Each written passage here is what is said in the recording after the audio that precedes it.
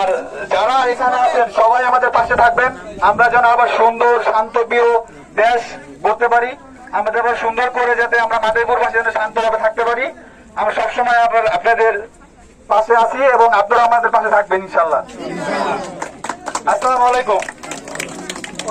বিভিন্ন সিন্ডিকেট এবং চাঁদাবাজির সৃষ্টি হয়েছে, যে কারণে তারা আমাদের সাহায্য চায় র্যাবের কাছে।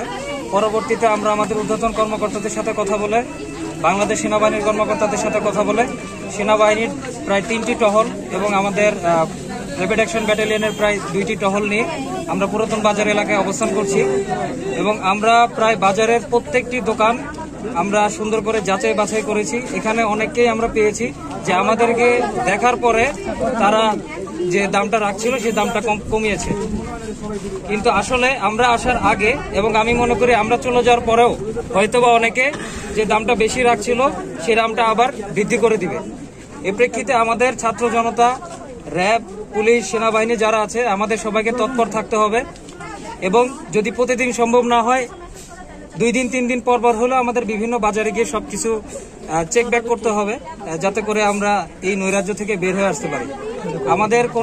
আমাদের এই দেশে, আমাদের নতুন দেশে কোনো ধরনের কোনো চাঁদাবাজি সিন্ডিকেট চালানো যাবে না। ব্যবসায়ীদের উদ্দেশ্যে বলতেছি আবারও, কোনো ধরনের চাঁদাবাজি সিন্ডিকেট চালানো যাবে না। আমরা চাই যে ন্যায্য মূল্যে আপনারা যা ক্রয় করছেন সেই ন্যায্য মূল্যে আপনারা আমাদের ক্রেতাদের কাছে সেগুলি বিক্রি করবেন। যদি কোনো সিন্ডিকেট এবং চাঁদাবাজি করা হয় তাহলে আমরা সরকারের নির্দেশনা ক্রমে যে শাস্তি হওয়ার কথা আমরা অবশ্যই বিভিন্ন বাজারে গিয়ে তাদেরকে আটক করব এবং সেই শাস্তির আওতায় নিয়ে আসবো ইনশাল্লাহ। আমরা আমাদের ছাত্র জনতা এবং সাধারণ জনগণের পাশে সবসময় ছিলাম এবং ইনশাল্লাহ থাকবো। আপনারা আমাদের উপর ভরসা রাখবেন, আপনারা সরকারের উপর ভরসা রাখবেন। ইনশাল্লাহ আমরা সরকারের নির্দেশনা ক্রমে যা যা করা দরকার অবশ্যই সেসব করার চেষ্টা করব এবং এই অস্থিতিশীল পরিস্থিতিকে স্থিতিশীল করবো ইনশাল্লাহ। ধন্যবাদ।